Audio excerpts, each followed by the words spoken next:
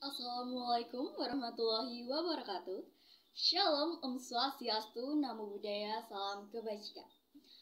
Hari ini kami akan membawakan materi tentang Civic Education.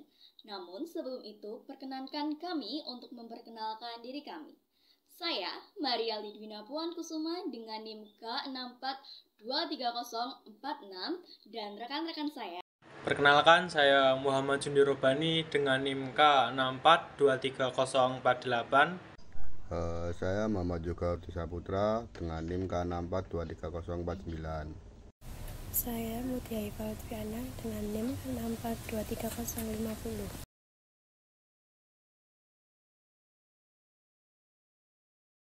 PKN sebagai tradisi dalam Social Studies. Civic Education dalam tradisi Social Studies adalah pendidikan kewarganegaraan yang menempatkan peranan penting dalam pendidikan. Civic Education ini mencakup pembelajaran tentang sikap, tingkah laku, dan nilai-nilai kewarganegaraan yang menyangkut pengetahuan, tingkah laku, dan nilai-nilai kemasyarakatan. Hal ini bertujuan untuk membantu anak didik untuk mengembangkan kemampuannya untuk mengaplikasikan nilai-nilai kemasyarakatan tersebut. Selanjutnya, Civic Education dalam Social Studies juga memiliki basis tradisi disiplin ilmu, sehingga pengajaran ilmu pengetahuan sosial mencakup pendidikan kewarganegaraan. Dengan demikian, Civic Education ini menempati posisi arjen dalam pendidikan Social Studies, yang memiliki peranan penting dalam pembentukan karakter cerdas bagi generasi muda pada masa global. Kompetensi pendidikan kewarganegaraan atau PKN atau Civic Education dalam tradisi mencakup konsep-konsep teoritis, epistemologi, aksiologi, dan aplikasi praktiknya dalam pendidikan. PKN atau CE mencakup pemahaman tentang peran individu dalam masyarakat, kewajiban-kewajiban masyarakat, dan cara mengatasi masalah masyarakat secara berdasarkan tata kelola dan tata kota.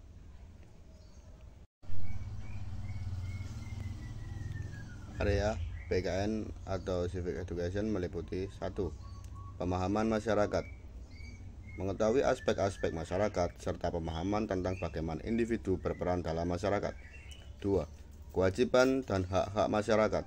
Mengetahui dan mengerti kewajiban dan hak-hak masyarakat serta bagaimana mereka dapat diperoleh dan dipenuhi. 3. Tata kelola dan tata kota. Mengetahui dan mengerti tata kelola dan tata kota yang digunakan dalam masyarakat serta bagaimana mereka dapat digunakan untuk mengatasi masalah masyarakat. 4. Pemerintah dan pemerintahan. Mengetahui dan mengerti sistem pemerintahan yang digunakan dalam negara serta bagaimana mereka dapat digunakan untuk mengatasi masalah masyarakat. 5. Pengendalian dan pengelolaan.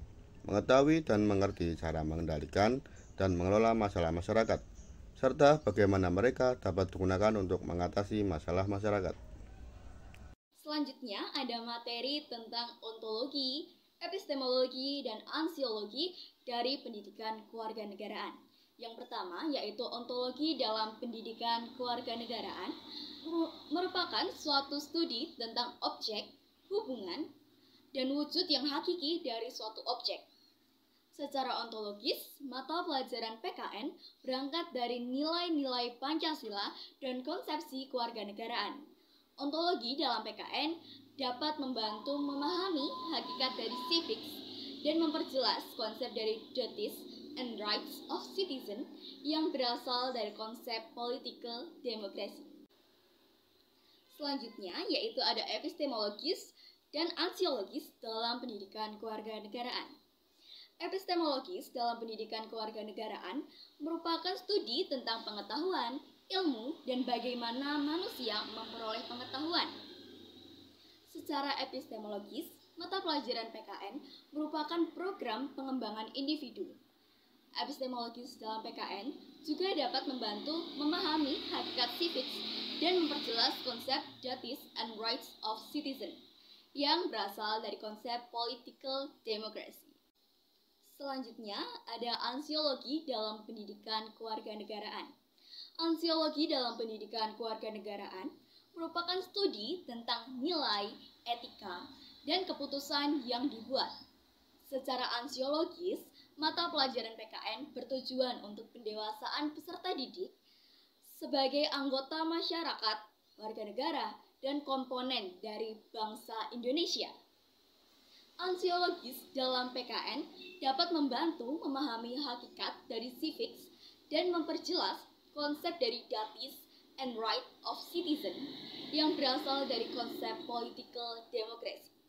Pendidikan kewarganegaraan (PKN) merupakan sistem pengetahuan terintegrasi yang mencakup berbagai aspek kewarganegaraan, termasuk pengetahuan, sikap, keterampilan, keyakinan diri, komitmen, dan kemampuan.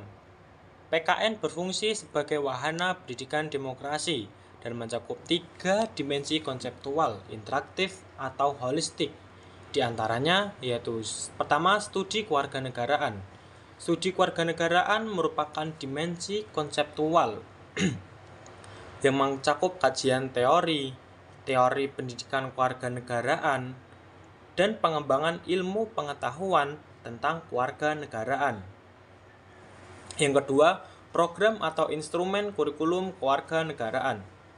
Program atau instrumen kurikulum kewarganegaraan merupakan dimensi konseptual yang mencakup kurikulum, pembelajaran, dan sistem evaluasi pendidikan kewarganegaraan. Yang ketiga, praksis kewarganegaraan. Praksis kewarganegaraan merupakan dimensi konseptual yang mencakup prakarsa, ide, dan inisiatif sebagai penjabaran dari kompetensi pedagogik dan kompetensi profesi guru. Konsep dasar PKN. Yang pertama, pendidikan kewarganegaraan sebagai pendidikan nilai. Pendidikan kewarganegaraan merupakan pendidikan nilai yang mencakup nilai-nilai seperti kebijaksanaan, ketertiban, dan ketahanan negara. Yang kedua, pendidikan kewarganegaraan sebagai pendidikan integrasi. Pendidikan kewarganegaraan membentuk pemahaman warga negara tentang konsep-konsep dasar negara seperti konstitusi, undang-undang, dan hak asasi manusia. Yang ketiga, pendidikan kewarganegaraan sebagai pendidikan aktif. Pendidikan kewarganegaraan membentuk warga negara yang aktif, yang mampu berpartisipasi dalam berbagai aktivitas politik, sosial, dan ekonomi. Baik teman-teman semua, itu tadi sedikit penyampaian hasil diskusi dari kelompok kami. Bila ada salah kata, kami mohon maaf sebesar-besarnya. Billahi taufiq wal hidayah. Assalamualaikum warahmatullahi wabarakatuh.